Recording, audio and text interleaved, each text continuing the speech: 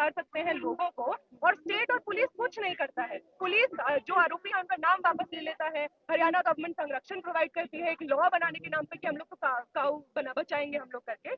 तो इस तरह का दौर क्यों आया है, कैसे आया है, कौन फोर्सेज हैं जो ऐसे दौर के लिए रिस्पॉन्सिबल है कि दो इंसानों का आपस में, हम लोगों का जहाँ पे हम लोग रहते हैं, आपस में दो लोगों का एक दूसरे के प्रति एम्पैथी खत्म हो गया है, मोहब्बत खत्म हो गया है, फ्रेटर्निटी खत्म हो गया है। हमको समझने का, पूछने का जरूरत है कि कौन फोर्सेज है जो इसके लिए रिस्पॉन्सिबल है। कि ट्रेन में कोई अगर इंसान जा रहा है, लगता है कि मुसलमान जैसा दिख रहा है तो उसके साथ छेड़छाड़ हो सकती है, उसका हरेसमेंट हो सकता है, उसको मारा पीटा जा सकता है।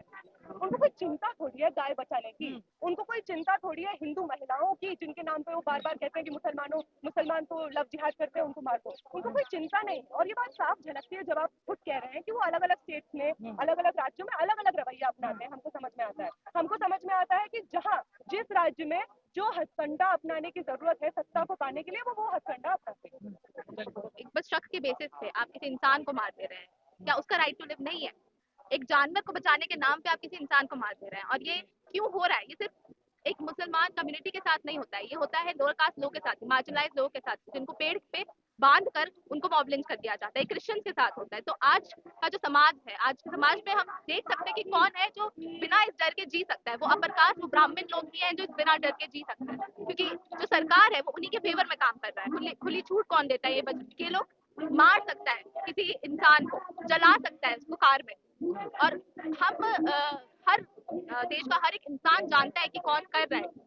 पुलिस जानती है कौन कर रहा है, सिस्टम जानता है कि कौन कर रहा है, लेकिन उनको पकड़ा नहीं जाता। पंचायत लग जाती है उनके फेवर में, रैलियां निकलती है उनके फेवर में।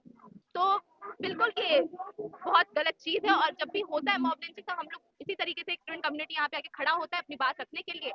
और वो लोग जो एक्चुअली टारगेटेड है, जो मुसलमान जो एक्चुअली टारगेटेड है, वो तो अपनी बात रखने के लिए खड़ा भी नहीं हो सकता है, क्योंकि खड़ा होगा तो उनका घर गिरा दिया जाएगा। नाम नहीं, लेकिन हम तो जानते हैं ना, सब कोई जानता है क्यों नाम नहीं है। जब उनका हिंदू ये पंचायत में जब उनको ये बोल दिया, पुलिस को धमकी दे दी जाती है कि अगर उनको अरेस्ट किया जाएगा तो पुलिस की टांग तोड़ दी जाएगी। तो पुलिस को डराया जाता है इस चीज से लेके। लेकिन ये स्टेट को चुनौती, पुलिस को जो पंचायत जो धमकाया है, वो किस पावर के अंदर धमकाया है, वो क्या पावर डायनेमिक्स है पंचायत के पास, वो पुलिस को धमका सकता है, क्योंकि वो भी जानता है कि कौन है उसके ऊपर। हरियाणा का पंचायत है, कौन है उसके ऊपर? बीजेपी, जो उसको बचा लेगी, जो कुछ नहीं करने देगी। लेकिन समर्थन में जो लोग आते हैं, अक्सर देखा जाता है इस तरह की जब घटनाएं होती है, खास लोगों को ये लोग अपने बराबर नहीं समझते पहली बात। और ये क्यों अपने बराबर नहीं समझते? क्योंकि वो स्टेटस किसने दिया है? वो भी तो एक बहुत प्रिविलेज स्टेटस जो है वो किसने दिया है? वो भी सरकार नहीं दिया है ना। वो खुली छूट जब देता है सरकार की, आप उसके पास ना लॉ है, ना उसके पास कोई पावर होनी चाहिए कि वो किसी इंसान को मार सकता है, लेकिन ये खुली छूट सरकार जब दे देती है, तब वो पावर डायनेमिक क्रिएट करती है इस देश में कि कौन है ऊपर, कौन है नीचे तबके का इंसान। ये सब मामले जो हिंदू राष्ट्र के नाम पे या अपने धर्म की रक्षा के नाम पे अपराध हो रहे हैं, कैसे? ये तो जब सरकार रोकेगी, जब सरकार इस पे वो लॉज बनाएगी एक डेमोक्रेसी की तरफ, सबसे लार्जेस्ट डेमोक्रेसी है इंडिया की, तो हम लोग जब, क्योंकि हमारी डेमोक्रेसी में तो सेक्युलरिज्म शब्द लिखा है, लेकिन सरकार उस तरीके से काम तो करती नहीं है। तो जब सरकार काम करेगी उस तरीके से, तब बिल्कुल ये ऐसे केसेस कम होंगे। और ये 2019 के 2014 के बाद ही तो ऐसे केसेस बढ़े हैं देश में। उससे पहले तो काफी कम थे, अब तो काफी ज्यादा बढ़ गए। क्यों? बीजेपी आने के बाद ये केसेस बढ़ रहे हैं। लेकिन क्यों कहा क्यों जा रहा है कि डंका बजना भी प्रधानमंत्री का, अगर ये सब हो रहा है तो डंका बज रहा है तो इस चीज पे भी बजना चाहिए। वो जो जिस चीज को प्रोपेगेंडा के तौर पे देश के बाहर फैलाया जा रहा है, तो जब वही वेस्टर्न मीडिया जब ये मोदी को क्रिटिसाइज करती है, तब यहाँ पे उसको प्रोपेगेंडा बोल दिया जाता है। तो डंका, बीबीसी का डॉक्यूमेंट्री आप देखिए, जब वो बीबीसी का डॉक्यूमेंट्री आता है, तब उसको बैन करने का बात करा जाता है, तब उसको इंटरनेट से हटा दिया जाता है। तो डंका बच जरूर रहा है, लेकिन वही जब वेस्टर्न मीडिया, वही जब डियास्पोरिक इंडियंस जो है वो जब सवाल उठाते हैं, तो यहाँ पे इंडिया में क्या बोला जाता है कि वो एक प्रोपेगेंडा है इस सरकार का। जाता है तो वोट के नाम पे करता है, लेकिन उसके बाद जब वो इन रूल आ जाते हैं तब क्या करता है? कर्नाटक में क्या कर रहा है? हिजाब रो केस क्या था? मुस्लिमों को टारगेट वो करता है जब पावर में आ जाते हैं। जब तक वोट मांगना है तब तक तो बोलेगा कि सब बराबर, सब भाई बहन, लेकिन जब आ जाएगा पावर में, तब तो दिख जाता है उसका रंग, किस तरीके से वो टारगेट करता है माइनॉरिटी कम्युनिटीज को।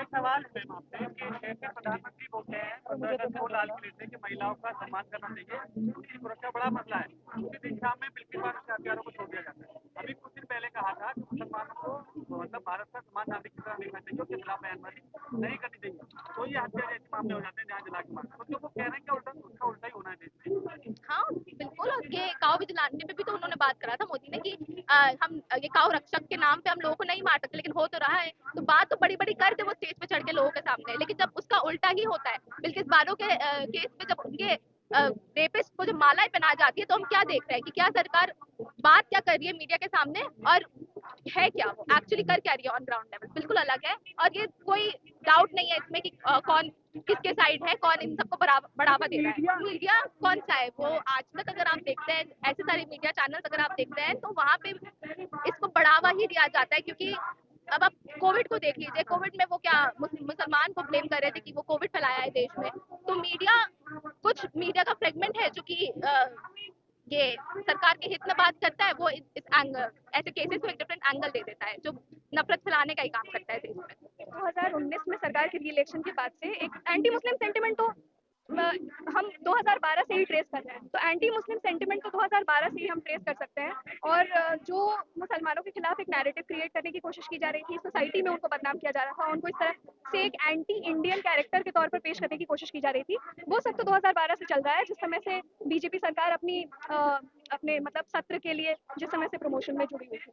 लेकिन 2019 में री इलेक्शन के बाद से हम देखते हैं कि जो फिजिकल वायलेंस है, जो मॉब लिंचिंग है, वो बहुत ज्यादा बढ़ गई है। इसके केसेस लगातार आ रहे हैं। 2012 में अखलाक की मॉब लिंचिंग के बाद से लगातार धीरे धीरे दलितों की लिंचिंग हो, चाहे मुसलमानों की लिंचिंग हो, छोटे छोटे शक के आधार पर या छोटी छोटी बातों पर कि कोई इंसान, कोई व्यक्ति जो है वो उसकी फूड हैबिट्स आपसे अलग है या उसकी लाइफस्टाइल आपसे अलग है, इस बात पर उसको एंटी इंडियन डिक्लेयर कर दिया जा रहा है, उसको देशद्रोही डिक्लेयर कर दिया जा रहा है। और फिर एक उन्मादी भीड़ आ रही है पता नहीं कहाँ से, जिसका एक बहुत ही पॉलिटिकली कलर्ड नोशन है और जिसकी बहुत ही पॉलिटिकली कलर्ड आइडियोलॉजी है। उस आइडियोलॉजी के बारे में हम सब अच्छी तरह से जानते हैं, और वो उस व्यक्ति को मार दे रही है। तो एक्स्ट्रा जुडिशियल किलिंग्स जो है वो हो रही है इस समय, और इसका सीधा सीधा मतलब इसका यही निकल रहा है कि सरकार खुद देश के जुडिशरी को खत्म करना चाहती है। सरकार चाहती है कि जो इस तरह के प्रॉब्लमैटिक एलिमेंट्स हैं उनको संरक्षण मिले, उनको और ज्यादा एम्बोल्डन किया जाए, ताकि वो जा करके खुद जो देश के लोग हैं वो खुद एक तरह से मुसलमानों को लिंच करना शुरू कर दे और सरकार को इस काम में ना कूदना पड़े। इस तरह की जो इंटरनल कॉन्फ्लिक्ट्स हैं वो तो होते रहेंगे, लेकिन जो इस समय ऑल पावरफुल है उससे सवाल पूछना बनता है। जो इस समय सरकार पार्लियामेंट में बैठी हुई है, उससे अगर हम सवाल नहीं करेंगे तो और किससे करेंगे? इस तरह के स्मॉल आउटफिट्स, अगर छोटे छोटे संगठन, या अगर इतनी ज्यादा टूल मिली हुई है, अगर इतनी ज्यादा उनको प्रोटेक्शन मिली हुई है, तो वो किससे मिली हुई है? बीजेपी सरकार से मिली हुई है, वो उनके आरएसएस कनेक्शन की वजह से उन्हें मिली हुई है। तो इस तरह के सवाल उठाना सरकार के ऊपर बहुत ज्यादा जरूरी इसलिए हो जाता है क्योंकि सरकार ही है जो पुलिस को ऑपरेट कर रही है, सरकार ही है जो इस तरह के लोगों को संरक्षण दे रही है और लगातार उनको प्रोटेक्ट कर रही है, सरकार के ही सांसद है जिनके साथ इन लोगों की फोटोज आ रही है लगातार, और सरकार इन सारी मुद्दों पर लगातार खामोशी बनाए हुए है। तो